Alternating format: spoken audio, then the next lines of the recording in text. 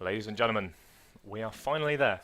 The top 8 of the PPTQ here from Dartshire in London. 8 players we've whittled the field down to 8 players. We now need to whittle it down to 4-2 and then our finalists.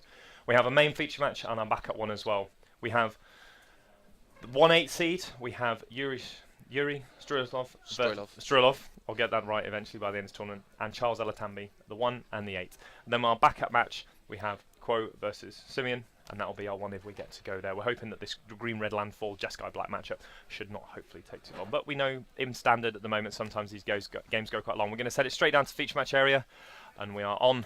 As a quick start from Yuri is Swift Spear into Swift Spear, and Charles, well, he's playing his Merfolk Looter. He's going to go for a block. Attackers command. 3 damage, and on from there. So he's going to be taking 5 points of damage from this Attackers command.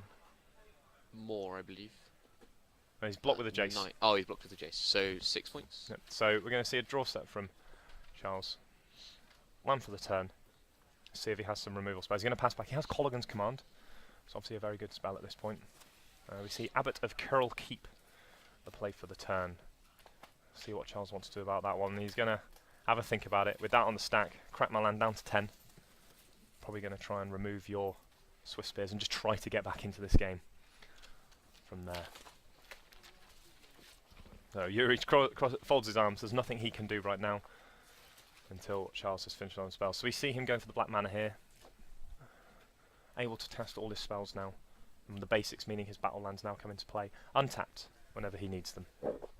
So calling his command, you mean choose the mode of 2 and regrow my Jace, which feels pretty good right now. Regrow my Jace to my hand.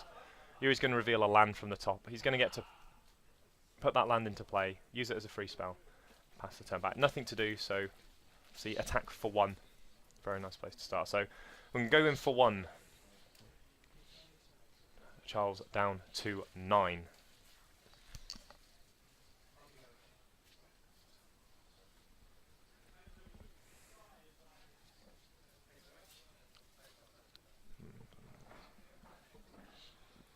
So Tassiger, the follow-up for Charles. A nice roadblock, like 4-5, although we do believe there is a Become Immense already in hand. Wow. But not necessarily lethal. No, this is true. And Charles has to block the Abbot. Yeah, I mean, Yuri has another land in hand, right? Another fetch. So, a Become Immense... Sorry, he's got the Become Immense. A Battle Rage would be lethal. Titan Strength would be lethal. A Titan Strength would be lethal. In fact, quite a few cards would be lethal. But we'll see if he has it. Charles obviously happy just to realise that he needs to be very defensive in the first few turns. That's why he put his Jace in the way, try and save some points of damage rather than trying to be clever with the card. So, draw step for Yuri. What does he find? We know he's got an Abbot in hand. We see a land Become Immense. Seem to be lining up for something big. Seems to possibly be 2 Abbots in his hand. We're going to see him tap 2 mana. Abbot of Carol Keep. What do we find on top? We find a Forest. Well, that's a nice free one there. We have another Abbot, if we want to go that route as well. So he's really going for the wide one. And we're going to see Titan Strength get removed from the game. Pass back to Charles. Charles, what can you do? That is a Fiery Impulse. That's a good place to start. That is a removal spell that deals with one of the problem cards at the moment. Charles still at 9, and it can be done in response to the Become Immense as well. This is true. Charles also has, I believe, Crackling Doom.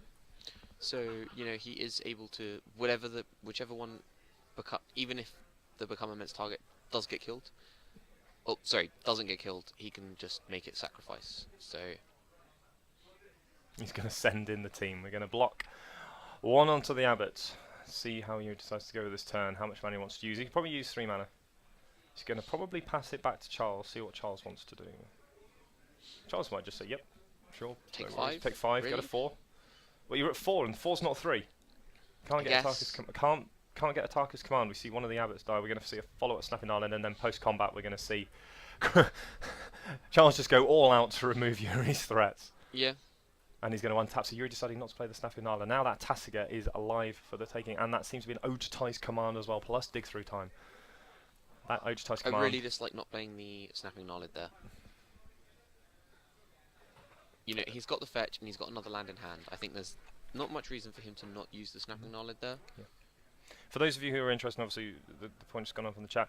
The top 8 was going 1 through 8. We've got Yuri, Stroilov, we've got Dominic Harvey, Simeon Beaver, Victor Vardel, Carl de la Cala Arroyo. I've probably completely butchered his name, I think that but was that about was right. my attempt. And we've got Quo Wong, Alistair Glenn, and Charles Eliatamby. That is your top 8 for this PPTQ.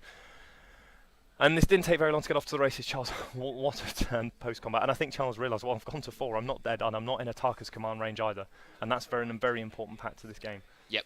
Because we know that he has Ojutai's command and a dig He was actually tapped out for the Ojutai's command. He tapped out to cast the... So here we go. We see the snapping Gnarlid. Ooh, Charles decided he's just going to pass the turn as well.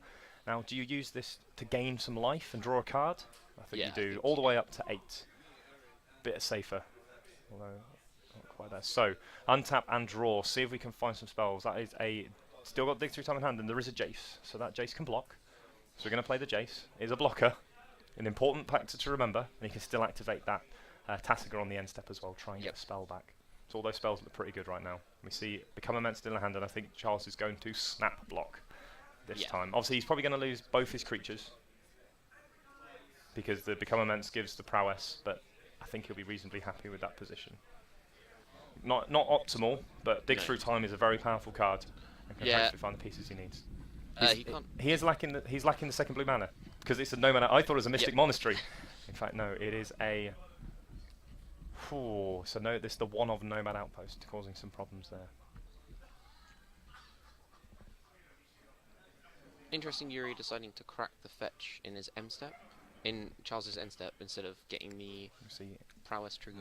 Sorry, the landfall trigger off his snapping Gnarlid. But we see Den Protector, the draw. He could set that up for the following turn. So, see Den Protector cast. Charles, well, he can only put his thumbs up and say, yep, that's in.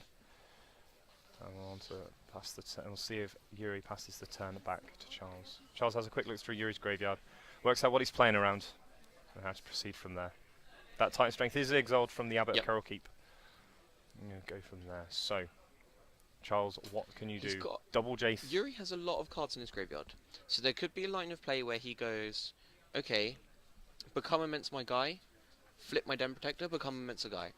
And I think he has 10 cards in his graveyard, or close to, so he can do that next turn. There is an option that he just goes, okay, I'll pass the turn.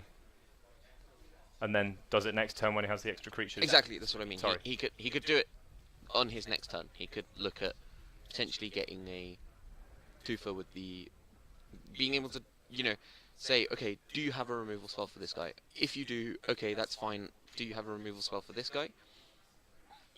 First one, cast it on the Monastery on the Swift Spear. Second one, cast it on the. Now the benefit Charles has is that Jace is still alive, and we see him draw the second blue source as well. Discard that spare Jace. Play that Flooded Strand. He has double Dig Through Time right now. Wow. Well, so right now Charles just needs to survive. Yes, Charles just needs to get through this turn, and well, it was interesting that he didn't activate the Tasigur on the end step. Indeed. But he's going to pass the turn back to Yuri. Now Yuri has 2 attackers that can get through, but Dig Through Time can find Crackling Doom, and Crackling Doom can stop Charles from just dying out of nowhere. Very true. So, let's go with this. Dash this Go Bell Striker.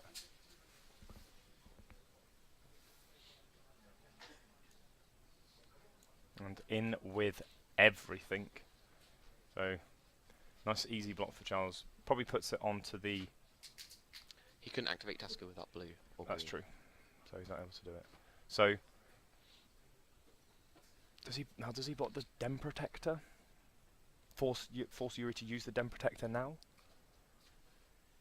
Rather than allowing him to become immense and do... Well, I suppose he can become immense and get it back anyway. But that Dig Through Time is going to have to find some very important spells, otherwise this game will be out and into game 2 very quickly. A very good draw from Yuri. A very strong draw. Many creatures. Probably the better route to victory for the green-red landfall. Den Protector. So, he probably doesn't have enough mana to do double Become Immense. I think he does. We'll soon find out. So, 2 mana used takes us down to 3. It depends how many cards are in his graveyard. Yeah. And that's the count up Yuri's doing right now. But he could always get back on Ataka's command. Yep. 3 damage, pump my guys. Force him to do dig through time now. Well, I mean, he starts with the Become Immense, right? 1, 2, 3, 4, 5. Mm-hmm. And there's 3 cards, I believe, left in his library, in his graveyard. So they're going to get exiled. We're going to Become Immense my Morph. Did he Become Immense the Morph? Yep. Interesting, he decided to not actually Become Immense one of his unblocked creatures. Yeah, definitely was. But now Ataka's command might be his way out of it. And interesting enough that he didn't decide to go for it just then.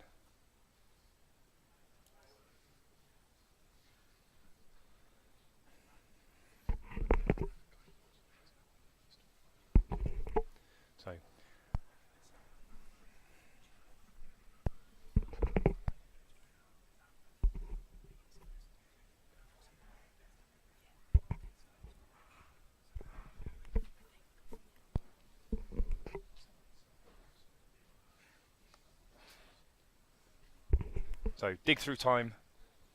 Charles is going to exile his graveyard. 3 mana to be tapped. Just got to decide how else to have it. Tap the basic swamp. Dig through time.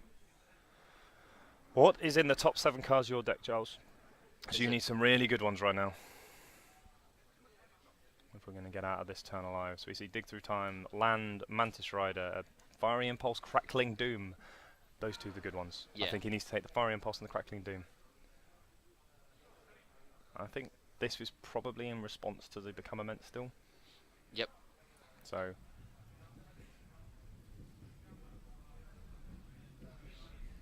a Fiery Impulse away the Snapping Gnarlid. Get that one out of here. Now,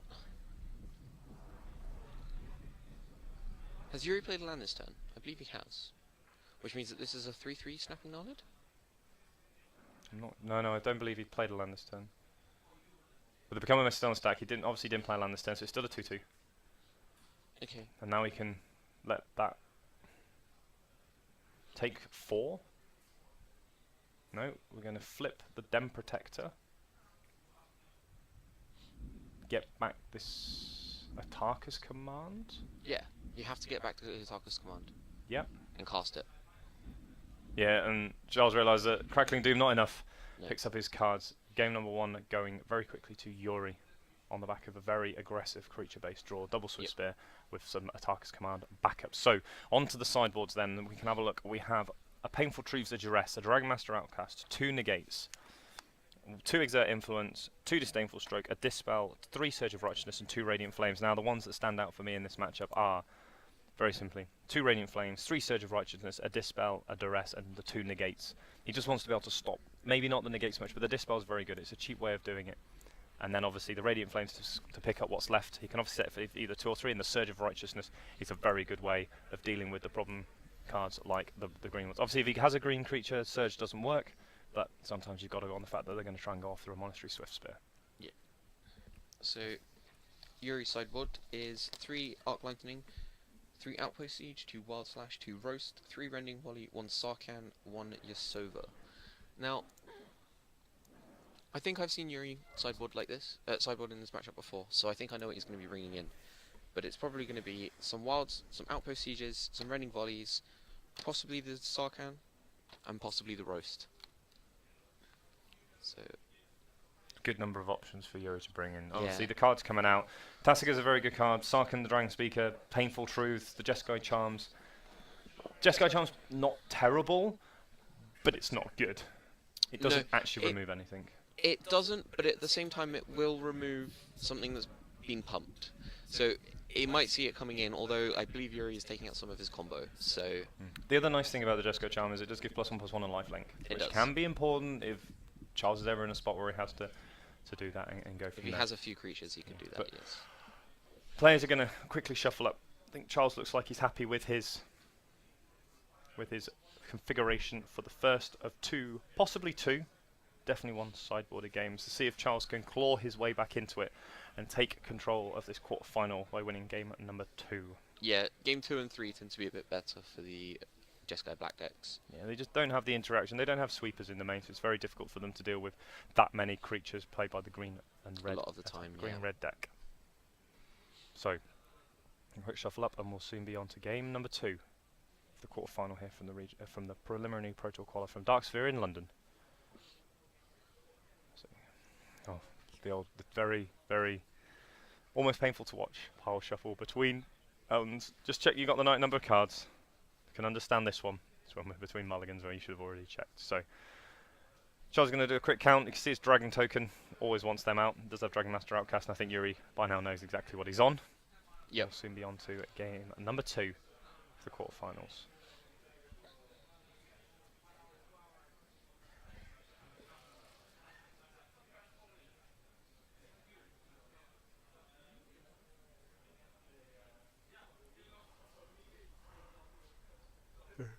What do you think that Charles is looking for as his opener right now? Probably some interaction in the early game. So Fiery Impulse, Jace, Yep. Crackling Doom. Yeah, probably something like a Radiant Flames, maybe a Surge of Righteousness or two. You know, something that he means he can actually get to the point where he can just take the game over. So obviously, Charles' spells later in the game line up very well against Yuri's. Obviously, Yuri's playing 1 and 2 mana creatures. Charles playing upwards of 6 mana creatures with the Taskers. Obviously, you don't cast it for 6. Normally, you cast it for a lot less. So let's see what Charles. We have land, land, land. We have another land. So we've got 3 lands so far. We have a land, a land, a land, and a Just Killing Charles. So Charles is going to very quickly put his 6th land hand back into his deck. Yuri, again, Yuri not happy with his either, so he's going to send it back. As we were talking, I was talking to Tom Law in the last round. The mulligans now are you can be much more aggressive with them because you have access to this scry rule, so that you're able to then try and find your way back into the match from there.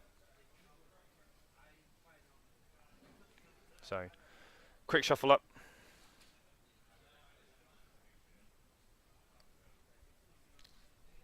So, quick shuffle up and be on to game number 2.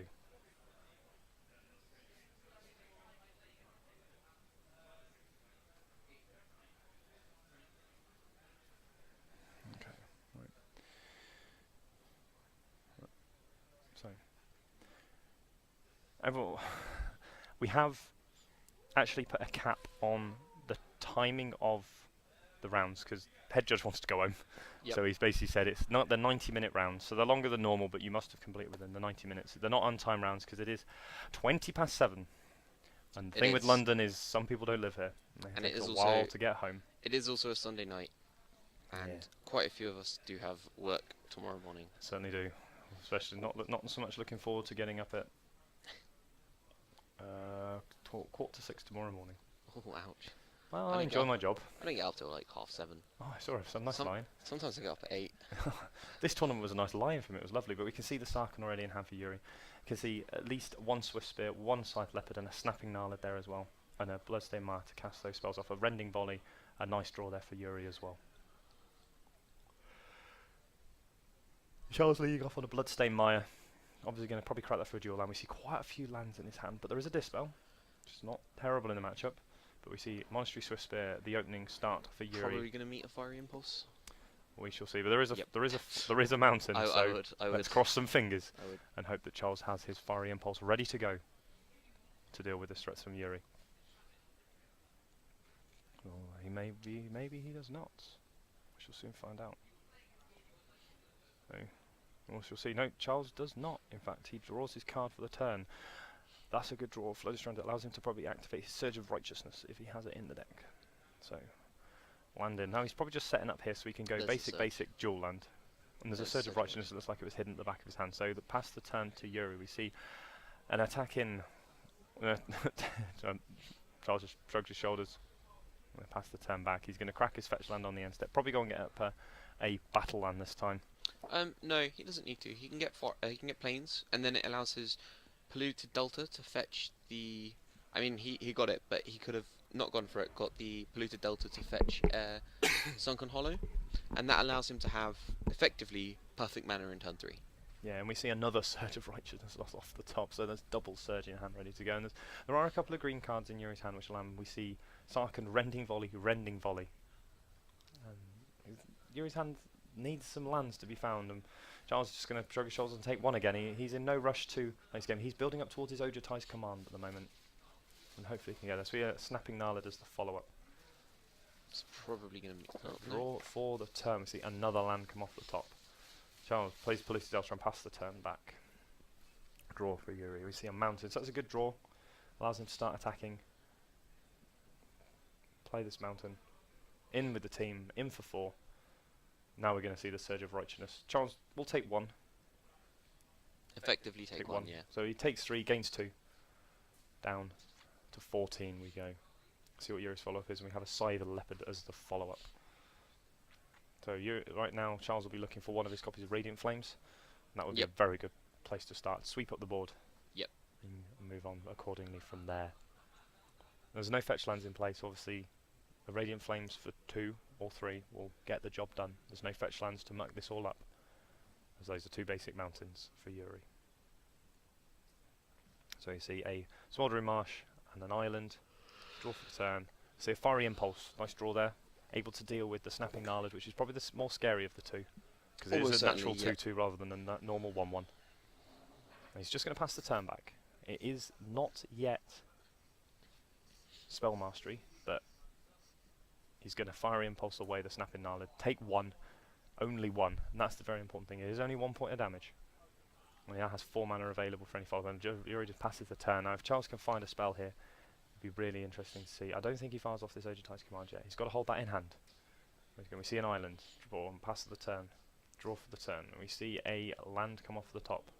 We're almost at Sarkhan. We see attacking for 2. Right now, Charles doesn't actually have a way to deal with Sarkhan. We do see a Colligan's Command. Now can Yuri draw that in really important land right now? He finds a fetch land. Wow. So this Colligan's Command will do something, but unfortunately it's going to struggle to deal with the Planeswalker from Khans. And it's a Planeswalker that's really come back into popularity of late.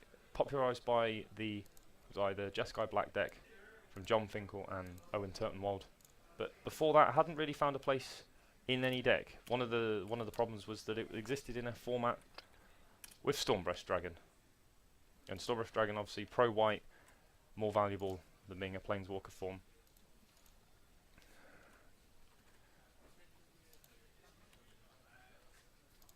You see 3 red, in for 4. And we see Colligan's Command doing it. Charles all the way down to 5, and we see an interesting draw there in a Mantis Rider.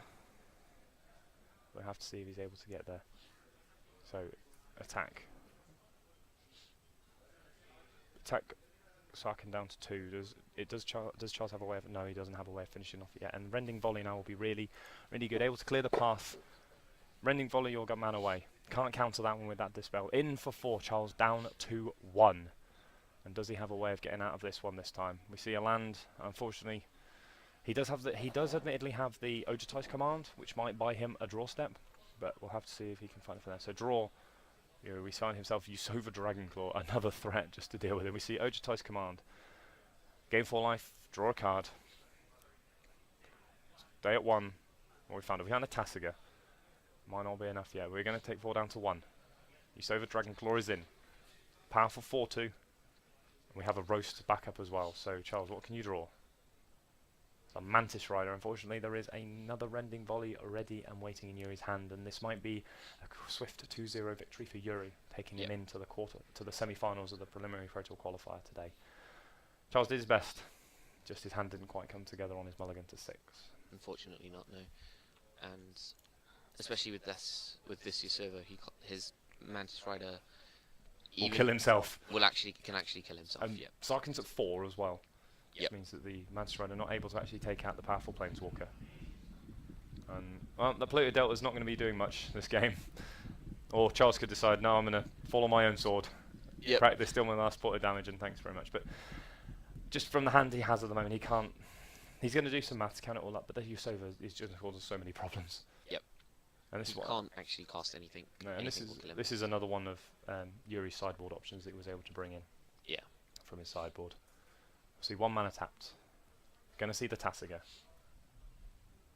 How does he plan on dealing with the Planeswalker? The Surge doesn't get him there. It deals the damage but can't destroy Sarkhan. And if Yuri has the Roast in hand as well that we know about. So I have to see what he's able to do. Yuri drawing a fair number of his sideboard cards, which have been really powerful for him. Now the question is, does Charles play the Mantis Rider as well? Try and see if he can just get something going. But the Mantis Rider cut lethals himself, thanks to Yusova, and Yuri just go, okay, I'll let that happen. But no, we're going to see Rending Volley take care of that, and Charles might just say, well, unfortunately, on this day today, not quite there, and Yuri, quick 2-0 win over Charles. Now, what we're hoping is that we're going to be able to go to our backup feature match. I'm just going to go switch the cameras over. I will leave the inimitable Shay Holland to quickly deal with it. But we're just going to check. So we've been told that the backup feature match might actually be done already. Which was a very quick one as well, because one person's playing Abzan aggro, and the other man is playing Ramp. And it's Eldrazi ramp? Yep. Yeah, so it could have either gone one way very quickly or one way or the other. Both decks don't take very long to get going, and they don't particularly interact with each other in the early turns. So we're just going to find out from there. But a very quick win there for Yuri. Yep. One that maybe goes a little bit against the grain of what we've expected to see today. We saw Jeskai Black be able to take over from the Jeskai deck earlier. Oh, so the Abzan aggro deck able to beat the ramp deck. A turn up for an event that we weren't expecting. So Quo marches on to the semi-finals. So green-red winning its bad matchup. Yep. Followed by Abzadli's winning its bad matchup. And we'll have to see how the other decks go. We're going to take a short break. We're going to go and have a look at how the other two matches are going on. And as soon as they're round, and we're hoping that they don't take long to roll round, we'll be on to the semi-finals of the preliminary Pro Tour qualifier here from Dark Sphere in London.